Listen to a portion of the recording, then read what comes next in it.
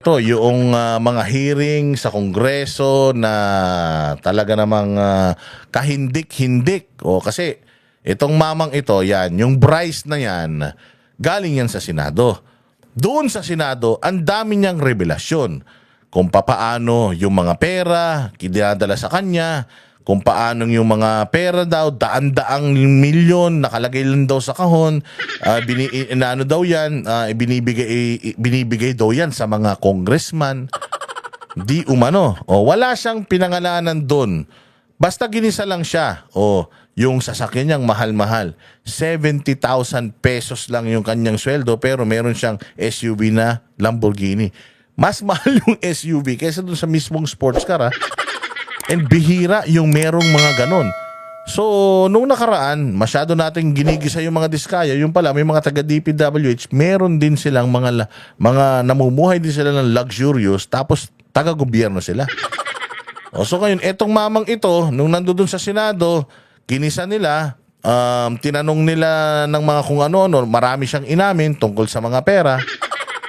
Tapos, pagdating niya ng Congress, inimbita siya ng Congress, kasi cite in contempt to dahil nga nagsisinungaling Pinahiram siya ng Senado sa Kongreso, tapos walang due na yan. Pagdating sa Kongreso, ayaw na niyang umuwi sa Senado. Hindi natin alam anong nangyari sa Kongreso. Kung anong naging ex-deal, bakit biglang iba yung kanyang statement sa Senado, iba din yung kanyang statement sa Kongreso. Kasi matatandaan ninyo si Grijaldo, kung ano yung statement niya sa Senado, pinanindigan niya na yun sa Kongreso. Kaya nga siya nakulong. Pinanindigan niya na yun. Tapos, matagal siyang nakulong. Hindi na rin siya nakuha ng Senado. Talagang hinawakan na siya ng Congress, din ikinulong sa saan? Sa presinto. Yung kasama yung mga kriminal sa Station 20, Station 20 ba yun? O Station 12, somewhere, dyan din sa may batasan. Presinto talaga yun. Kulungan talaga yun. So ito, ganun din. Kahit na nakakulong sa Senado, pinahiram ng Senado para magsalita rito, pagdating dito, iba na tono niya. Pagdating dito, meron na siyang ex-deal na gusto. Huwag nyo na akong ibalik sa Senado, ilalaglag ko yung mga senador. Malaman-laman natin, ayon kay Estrada, putragis yan, kaklase daw to, di umano. Noong nag-iimbestiga doon sa Kongreso, nako, ano yun? Ano nangyari rito? Sige nga, pakinggan natin yung kanyang testimonya. Huwag nyo na ako ibalik sa Senate, Your Honor. Kasi may mga involved pong senador dito. At hindi ko po alam ang magiging kapalaran ko pag binalik niyo ako doon. Engineer Bryce, sabi ko sa'yo, itong committee na to, you can only be protected if you will say the truth. Naintindihan mo po ba? Yes, Your Honor. Pag sinabi mo kay Engineer Bryce, yung lahat na yon napunta kay Engineer Bryce? Kay Engineer Alcantara po. Engineer Alcantara, sorry? Hindi ko po alam kung sa kanya napunta lahat yon, pero siya po ang nagpakuha lahat ng pera na nakakahon na yon. Okay, so yung pera daw kay Alcantara binabato. For yung Alcantara na yan, diyan sa Senate, lahat inamin niya. Diyan sa Congress, lahat inamin niya. Sabi ko, putya, matindi tong fall guy na to. Parang sa akin, kung fall guy siya, ang tindi niya. Kasi walang kabog-abog. Inamin ko lahat. Dapat kasuhan ka? Oo. Dapat kang makulong? Oo. Talagang ganun siya. Yes man siya. Lahat ng itanong sa kanya, kinukumpirma niya, oo, totoo yan. Tapos, ngayon, dito, sa sinasabi nitong Engineer Bryce Erickson na to, wala siyang kinumpirma. Wala siyang kinumpirma. Hindi, di totoo yan. May mga ganun siya. Lahat, inanuno na, umuo. Tinanggap lahat. Pero dito, hindi. So, parang mas parang sinasabi nga niya na corrupt talaga ako. Oo, totoo naman yan. Meron talagang pwedeng may involved dyan na mga congressman. Pwede rin may involved na senador. Oo, pwede. So, dapat kasuhan ka? Oo. So, dapat kang makulong? Oo. Ikaw ba ang nag-process? Oo. Lahat oo Tapos pagdating dito, hindi niya tinanggap ito sinasabi nitong gagon to. So, kanino tayo maniniwala? Doon sa umaamin sa kasalanan niya? O doon sa tao na nagbabago-bago ng tono niya? Imposible naman na Lahat lang yon kay Engineer Alcantara. Magpakatotoo ka dito sa ating committee ba? May Go ahead.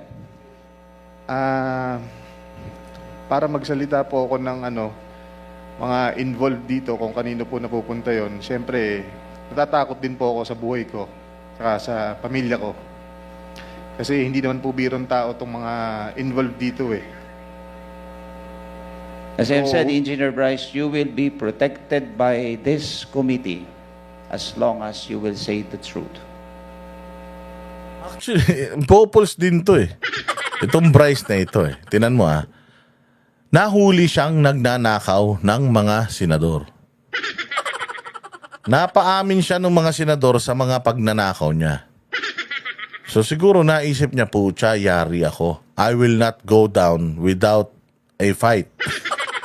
Hindi ko alam pwedeng ang senaryo, itong si Gago, kinausap na ng mga, kasi ganyan yung mga taga-Congress, di ba? Natatandaan niyo yung sinabi ni Grijaldo, nilagay siya sa isang kwarto, tapos pinapipirma siya sa isang affidavit na hindi naman siya gumawa.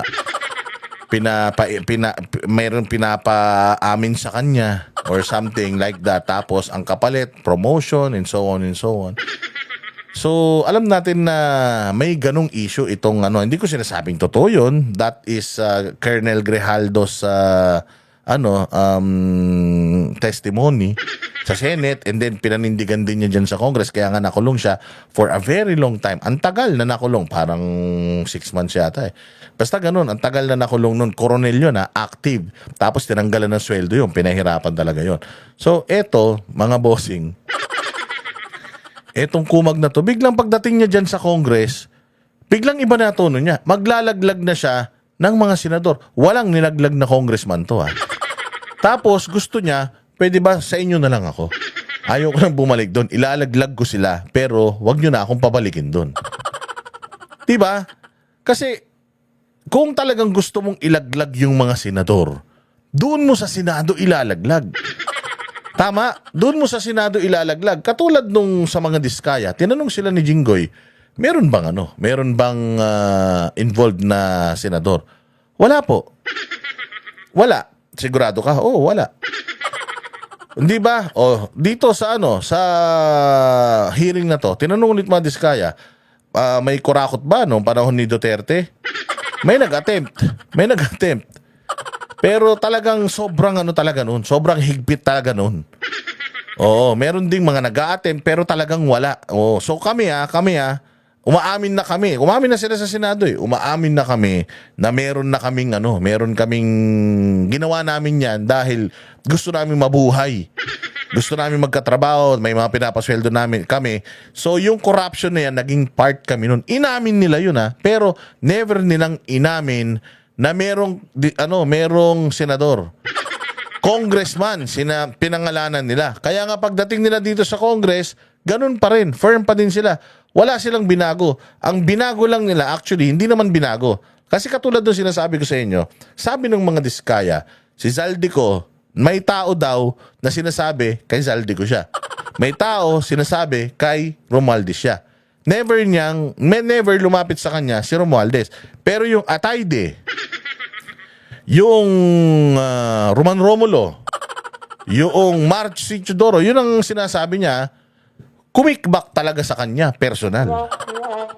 Humingi sa kanya. Pero etong si Ko at si Romualdez, mayroong emisaryo. Kaya ang sinabi niya doon, ang kinlaro niya is pwedeng ginamit lang sila noon, which is true. Pero I believe hindi. Sa sobrang demonyo ng dalawa na yan, malabo at walang maglalakas ng loob na lalapit at ibabanggitin yung pangalan nila. Pero katulad ng sinasabi ko sa inyo doon sa pinakita kong mga pictures kanina, na may mga malalaking tao dyan sa Kongreso, hindi naman congressman, pero nagmamakaawa ang mga congressman para lang magka-budget sila. Hindi to congressman Ano yan? Itinalaga ng speaker. So kung kayang magtalaga ng speaker para manggipit sa mga congressman, kaya din magtalaga nun ng mga tao na kokolekta para sa kanya. Pero, pwedeng mali ako. Pwedeng mali yung analysis ko. O, hindi ba? Pwedeng mali, pero pwede ring tama. O, so eto ngayon, itong mamang ito, magtataka ka, bakit siya bumaliktad? Bakit ngayon, ang kinakanta niya, mga senador, samantalang yung kontraktor, ang kinakanta, mga congressman. Paktay. O, diretso. Po pwede po bang wag nyo na ako ibalik sa Senate? Kasi may mga involved pong senador dito. At hindi ko po alam ang magiging kapalaran ko. Oh, yun ang yab. Mantakin mo magnanakaw ka. Kawatan ka. Ninakaw mo pera ng mga Pilipinong putang ina mo ka. Ikaw pa magdidiman. Natatakot ka sa buhay mo? Hindi ka natakot sa buhay mo nung nagnanakaw kang hayop ka? Hindi ka nahiya sa mga Pilipinong ninanakawan mo putang ina mo ka? Tapos ngayon natatakot ka sa buhay mo? Gago, dapat talaga sa'yo binibitay. Dapat yung ginawa sa Nepal, dapat ginagawa sa'yo. Hayop ka. Dapat sa'yo pinibitin pati warik. Tapos tinatanggalan ng tenga, mata, dila. Oh, tapos puputulan ng paa at kamay, tapos bubuhayin. Bubuhayin para hindi ka mamatay ng mabilis. Dapat sa'yo ganun ang ginagawa sa'yo. Hindi ko sinasabing gagawin ko yun, ha. Sinasabi ko lang na lahat ng kahayupan dapat mangyari sa'yo. Sa sobrang dami ng kahayupan mo, umaming ka, nagsusugal ka eh. Umaming ka, may mga property ka na ganito eh. Umaming ka, tumatanggap ka ng milyon-milyon, daan-milyon eh. O, tas sasabihin mo nga, tas matatakot ka sa buhay mo. Dapat mahiya ka sa mga pinaggagawa mo. Natatakot ka sa gagawin sa'yo ng mga senador? Matakot ka sa mangyayari sa'yo, gagawin sa'yo ng Diyos. Sa lahat ng kahayupan na ginawa mo't pagnanakaw mo, bata-bata mo pa, magnanakaw ka na. Sa lahat ng ginawa mo, o dapat hindi ka matakot sa senador. Dapat matakot ka doon sa mga amo mo ngayon. Kung sino yung bumubulong sa'yo ngayon, diyan ka matakot. Baka mamaya pagkatapos mong magsalita, baka mamaya bigtiin ka na niyan. Kung ano yung sinabi mo, parang lalabas na confession, dead man's confession na yun. Oh, yari ka, ingat ka, sir. Tandaan mo, Tandaan mo, yung mga whistleblower ngayon, wala na yan. O, magaling lang yung mga nangangako sa iyo ngayon kasi nasa posisyon sila. 3 taon na lang yan. Pagtapos niyan, sir, you are on your own. Make sure na lahat ng pera mo, kaya mong gamitin para mabago yung mukha mo. O dahil sigurado ako, wala nang tutulong sa'yo. Nakita mo naman ginawa nila kay Tore. Nakita mo ginawa nila sa mga diskaya. Tao nila yung mga yan, pero tinarantado nila. Ikaw pa kaya? Tanga ka. Pati buong pamilya mo damay dyan. Loko-loko ka. At hindi mga senador ang dadali sa'yo. Ang dadali sa'yo yung mga sindikato na nagpapatakbo sa inyo. Oo, delicates ka dyan. Pag binalik niyo ako doon. Magsalita ka muna. And this committee will assure you... Diba saan ka makakita? Nakikipag-negotiate ka? Magsalita ka muna. Gagawin namin yung gusto mo. Puta, hindi pwedeng ganun. Tayo, gobyerno, magnanakaw yan, you cannot make demands here. Sinabi mo na ngayon na may involved na mga senador, sabihin mo kung sino yung mga senador na yan. Kung hindi ka magsasalita, we will also file contempt. Kulong ka na doon, kulong ka pa dito, hatiin natin yung katawan mo, yung kalahati sa Senado, yung kalahati dito sa Kongreso. Di ba? Tingnan mo tong engot na na congressman na to. Oh, nagsabi na siya eh. Parang sinasabi niya na may alam ako, pero bigyan niyo muna akong candy. Tangina, kriminal yan eh. Demonyo yan eh. Bakit tayo nakikipag-negotiate sa isang magnanakaw? Hawak na natin siya eh. Ang kailangan natin, magsalita siya ng totoo nang walang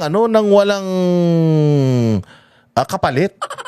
Kasi kung may kapalit, putang ina, magsisinungaling yan. May kapalit eh. Engot eh.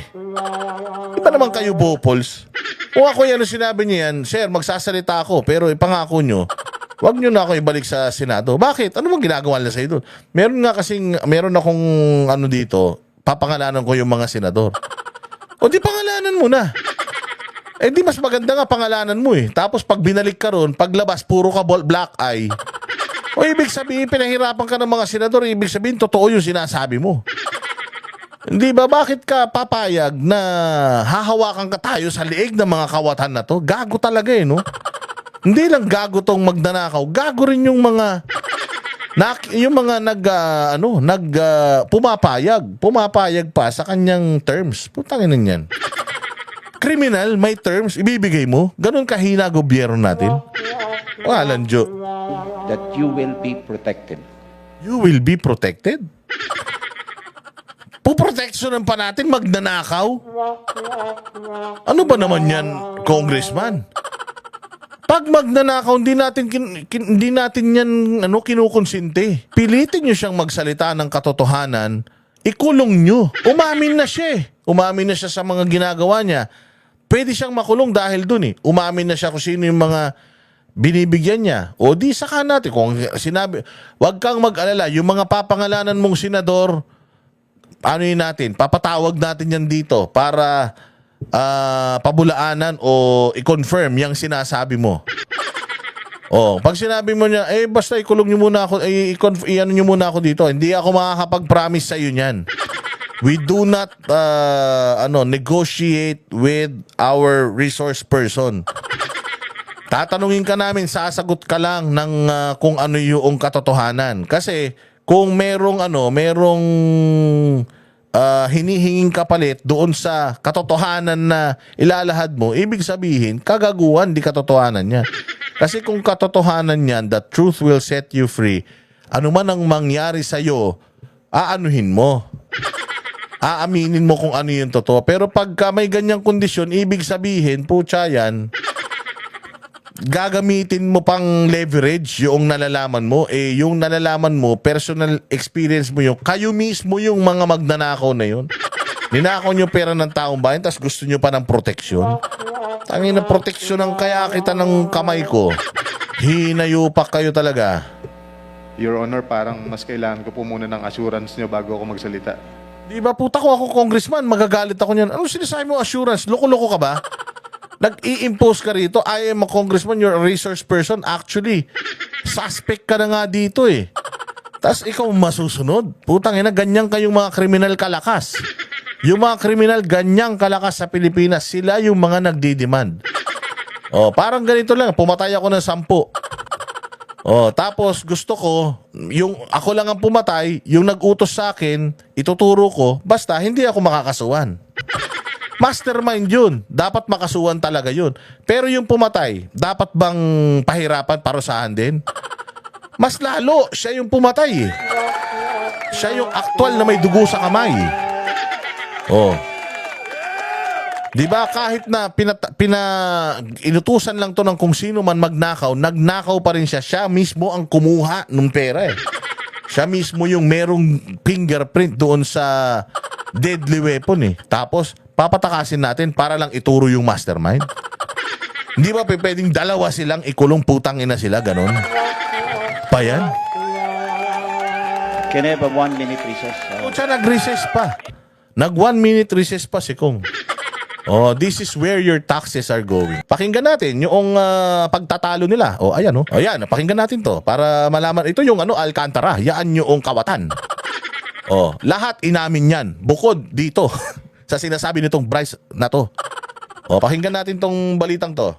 Personal na connection po kay Senator Jinggoy, Your Honor. Kung hindi po sila magkakilala, there was a time nag-birthday po si Senator Jinggoy sa Soler. Umattend po siya. Alam mo ba? Alam mo ba, sir? Ganito. Na-invite si Banat Bay sa birthday party ng isang senador. Sabihin na lang natin, wag na natin pangalanan. Na-invite si Banat Bay sa birthday party ng isang senador. Tapos si Banat Bay, meron siyang dalawa na +2, ika nga. May +2 siya. Oh. Ang +2 niya, ako at saka si Mocha. Pumunta ako dun. Nagpa-picture pa ako doon sa nag-birthday na senador na yon. Ibig bang sabihin nun, nag-picture ako kami, +2 kami ni Banat Bay. Si Banat Bay lang ang invited. Pumunta lang ako doon kasi nga sinama ako ni Banat Bay, hoy, mag-disente ka, mag-kurbata ka, sama ka. Oh, so sumama ako doon. Buntik pa ako hindi papasukin dahil wala yung pangalan ko doon. Buti lang si Banat Bay nandun. Hindi, plus 2 ko yan. Ito yung invitation ko. Oh, pasok. Saan ba? Sa Okada pa yun, Okada. Oh, pagpasok namin doon, hindi ako kilala ng senador na yun. Oh, pero nung lumapit siya sa table namin, nagpa-picture pa ako sa kanya. Pero hindi na ako kilala. Pero may picture ako sa kanya. Oh, naimbitahan ako doon sa birthday na yon, hindi niya mismo. Si Banat Bay na nagbita sa akin doon. So sinasabi nitong Bryce na to, na dahil itong Alcantara may picture with Jinggoy, close na sila.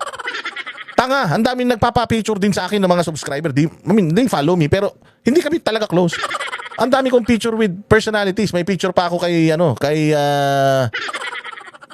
Benny Abante. Oh, may picture ako kay Benny Abante. Selfie kami doon sa Kongreso. Anong ibig sabihin nun?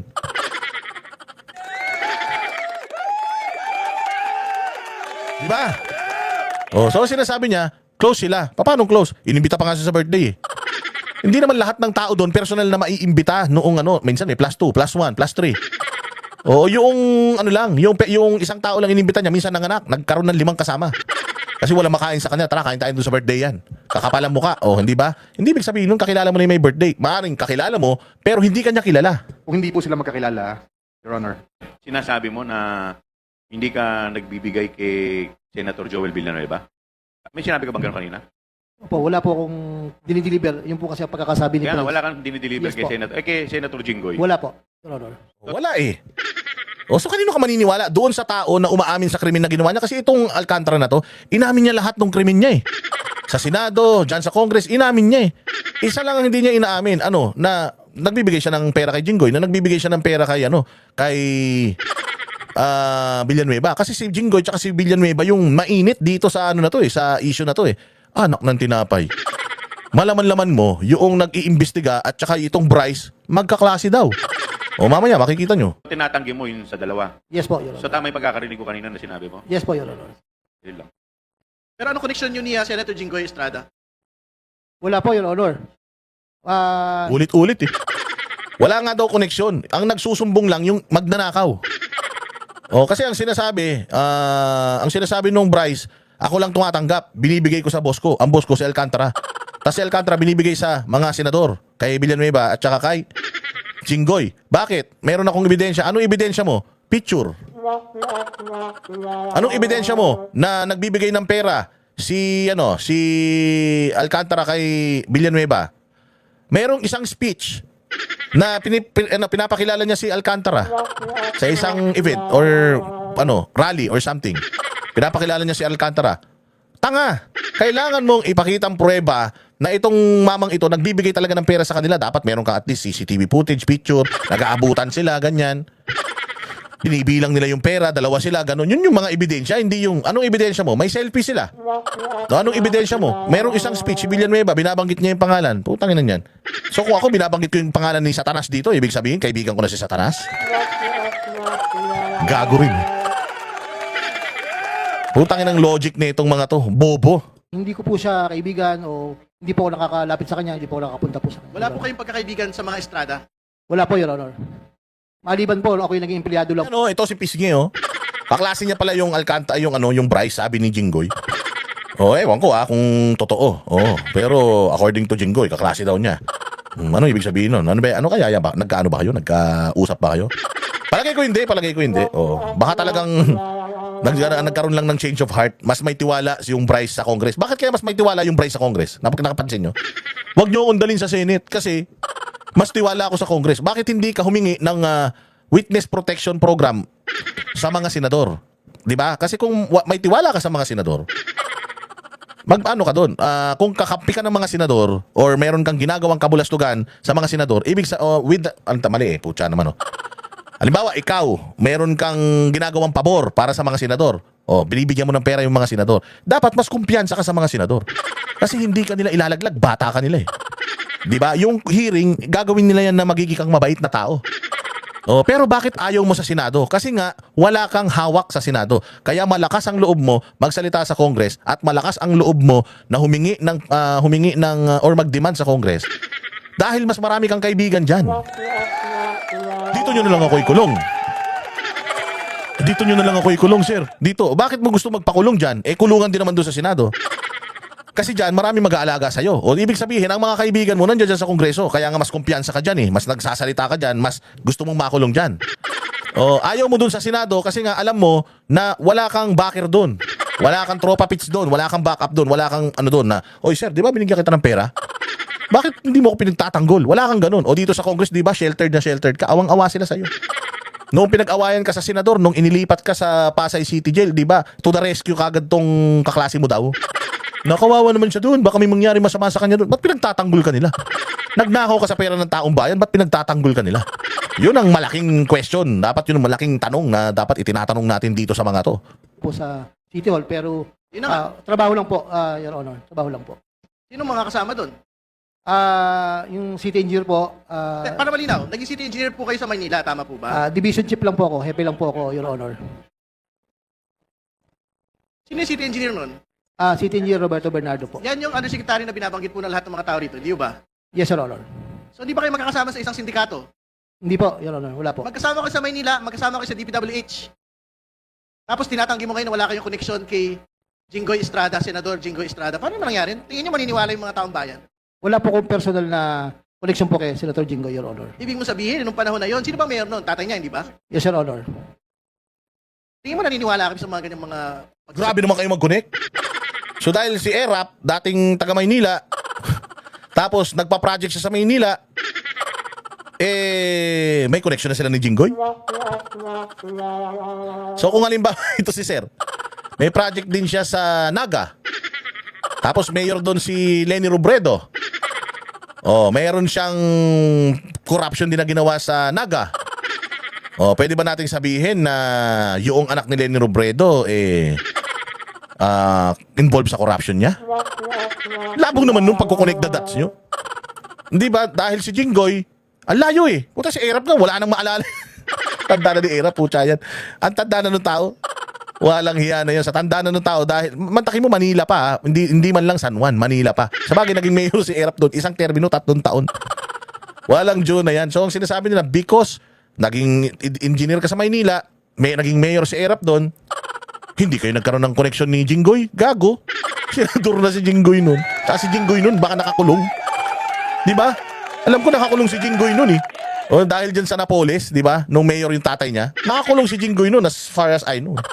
Ang tagal din nakakulong niya ni Jinggoy, taon din na nakakulong yan eh. Walang iyan eh. Paano niya magiging connection si Jinggoy? Baka mamaya balikan ni Jinggoy. Oo nga, nakakulong ako nun. Meron yung tatay ko, kahit na meron silang transaksyon ng tatay ko o meron project sa Maynila na pinirmahan ng tatay ko yung permit. Pucha, nakakulong ako niyan eh. Paano yun? Tropa, ginagkatasan ko siya, ba nakakulong ako? Wala niya, nakulong na ako sa corruption, mangungurakot pa ako. Salita na yan. Your Honor, kami pong mga division chief po ay wala po kaming direct access kay Mayor Era po noong mga panahon po na yun, Your Honor. Pero malinaw, magkasama kayo ni Engineer Bernardo Yes, Your sa Honor. City Hall. Yes, Your Honor. Magkasama rin kayo sa DPWH Yes, Your ni Honor. Undersecretary Bernardo, tama po ba? Opo. Lahat inaamin niya eh. Lahat inaamin niya. Kahit kapag patay yung Majera, naaminin niya kung siya talaga gumawa eh. Bakit itong isang to di niya maamin? Kasi hindi talaga totoo. Yung pagnanakaw, pagkakasino nga, inaamin niya kahit alam niyang bawal eh. Di ba? Yung pagkakaroon nga ng napakaraming mga yaman eh, inamin niya eh, kahit alam niyang matadali siya eh. Pero itong isang to, hindi to totoo eh. Ba't ko, aaminin ko to kung totoo to? Eh hindi totoo. Kung makukulong na rin lang ako, ba't hindi ko pa aminin yan? Oo, yan, hindi niyo na briefing. Salamat. Okay. Yes, Engineer Bryce, please. Before going back to Mr. Diskaya. Thank you, Your Honor. To add up lang po, kung hindi po sila magkakilala, Mantakin mo, tumataas pa yung Bryce ng kamay. Kaya para na siyang congressman. Sir. Ano na siya eh. Siya na parang nag-i-interpolate na siya nung kapwa niya resource person. Sabi niya, Congressman, Kong, wait, Kong. Kung hindi sila magkakilala, naimbita pa nga siya sa birthday eh. Assuming ka. Hindi porket nakatabi ko sa jeep, shota ko na. Tanga. Natural. Hindi porket sumakay ako sa jeep na to, kamag-anak ko na yung driver na yan. Hindi eh, dito sa birthday, hindi ka imbitahin yan kung hindi ka close. Gago. Hindi naman ako talaga inimbitahan yan eh. Sumama lang ako sa kaibigan ko eh. Hindi porket nandiyan ako, pucha ka nag-take out pa nga ako dyan eh. Alam ni Alcantara, pumunta talaga. At saka ang bilis na sumagot, pumunta talaga ako. Inimbita ako ng mga kasama ko eh. Yung mga boss ko, kasama doon, inimbita ako eh.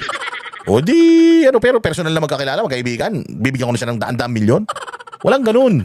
there was a time nag-birthday po si Senator Jinggoy sa Soler. Umattend po siya. Kung hindi po sila magkakilala, Your Honor. Oh, Just additional info lang. Pag nagbibigay ng information, kriminal. Yung kriminal ang nagli-lead nung hearing. Anak ng tinapay, only in the Philippines. Ayun na, sa akin ako yung chairman yan, huwag ka magsasalita. Sir, pwede bang magsalita? Ano sasabihin mo? Hindi, papabulaan ko lang sinasabi niya, gago. Hindi mo trabaho yun, trabaho ko yun. Oh, hintayin mo tanungin kita, huwag mong pangungunahan. Sir. Eh kung di sila magkakilala, eh bakit? Puta, ini-interrogate mo kapwa mo resource person. Tratado rin to eh. Ito yung sinasabi nating nagiging kagaguhan na yung hearing. Yung mga kriminal, puta na, sila na yung naglalaglagan sa sarili nila. Binibigyan nyo sila ng avenue para gawin yun. Kontrolin nyo yung hearing. Hindi pwedeng magsalita kung hindi tinatanong. O hindi pwedeng, mali yung sinasabi niya, sir. Oy, hindi mo pa tayo magsalita. Di ba gagawin nila yan, di ba? O, pero tinan mo, binibigyan nila ng laya na magsalita. Parehas niyang resource person, karanggo niya. Nilalaglag niya, oy, mayroon nga kayong picture eh. Picture lang, tanga. Di ba ibig sabihin nun, may kakilala akong ganyan, si Jiggy Barang, hilig eh. Magsiselfie sa magandang babae, tapos sasabihin niya sa amin, girlfriend niya, di naman pala siya kilala. Engineer Alcantara, di pala kayo magkakilala. Bakit ka naman nagpunta sa Soler? Parang mahirap maimbitahan sa Soler, di ba? Mr. Chair, I'd like to remind our guest, especially Sasagot na eh. Engineer Alcantara, to answer as honestly as possible all the questions because you're under oath and you don't want to tempt these members to cite you in contempt. Just a reminder. No, it's okay. Thank you for the reminder. DE Alcantara, please. Your Honor, napunta lang po ako ng birthday. Sinasama lang po ako ng ibang mga hepe po doon po sa City Hall po. Patay. Pwede ba yun o hindi? Pwede o hindi? Pwede yun, sir. Oo, pwede yun. Minsan nga, ikaw lang iniimbita, dinadala mo yung girlfriend mo, di ba? Oh, kilala ba nung girlfriend mo yung nag-imbita sa'yo? Hindi. Papakilala mo pa lang. Ay, nantong mga to. Gagawa lang kayo ng kagaguhan. Gago pa eh. Magsisinungaling lang kayo. Kasinungalingan pa eh. Walang hiya kayo. Your Honor. Oh. Maraming salamat po. Oh, nagpasalamat. Salamat, sir. Salamat. Di ba? Parang payaso. Parang tanga.